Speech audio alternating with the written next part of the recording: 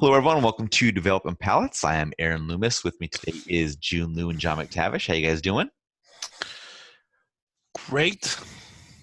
Also doing fine. I'm happy that it's a Thursday. Normally we do this on a Monday, so tomorrow's, the last work day of the week, and I can't lie, I'm pretty excited about that. Nice. So today we are talking about the Ventura Psycho 7 Nicaragua Robusto. The cigar is 5" by 50. Comes out of the Agroindustrial Nicaragüense de Tabacos factory in Nicaragua. Wrapper is Nicaraguan, Connecticut. Binder and filter both from Nicaragua. It is blended by Indiana Ortez. Price point is $8.49, and the cigar was released in April of 2019. So with all that out of the way, June, what was your overall experience like with this cigar? I thought it was good. It kind of feels similar to the blending style what she made on the last one. What is that one called? Like Friends and Family, if I remember right. Father, Friends, and Fire. Father, Friends, and Friends and Family. Father, Friends, and Fire. It was maybe a little bit more of a spiciness to it, but still, like it was overall like really smooth flavors, medium. Got some good vanilla sweetness to it. It's super creamy. It was nutty, cedar. I liked it. I mean, my wheelhouse is within kind of this kind of lighter, but still flavorful cigar, and I feel like she overall did it again. How about you, John? What were your overall thoughts? Yeah, I thought the Fire Friends and Family was quite a bit better than this in terms of my overall experience, and certainly I think in terms of consistency. The first third started out promising. I think there was a lot of flavors there that were interesting. There's some spices. It was pretty. I mean, it was pretty medium full off the hop. Like it had a lot of punch to it. There was cocoa. There was some kind of earth. There was pepper, and I was like, okay. I mean, it's pretty full bodied to start, but I'm sure it'll settle down and then it'll kind of become more complex. And what actually happened for me is that a lot of the notes just kind of fell flat in the second third. So the second third ended up being pretty average experience for me.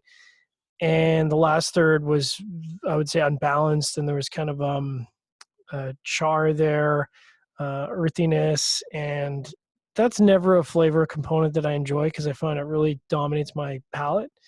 So, if it was just the first third and the second third, I would have said this was kind of above average, but that last third for me kind of threw the experience off. So overall, kind of average. I did have a relight and a touch up on this, so I rated the construction as good. Draw was pretty perfect, almost bang on, right in the smack dab of perfection. So that was nice. Aaron, what was your experience like?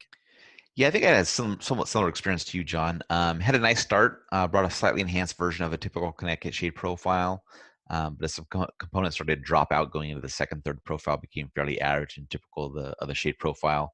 It was interesting getting, to try this Nicaraguan Connecticut shade wrapper, which is not all that common. And while it's not something that's completely different, it did kind of stay away from the bite and bitterness that some shade wrappers can bring.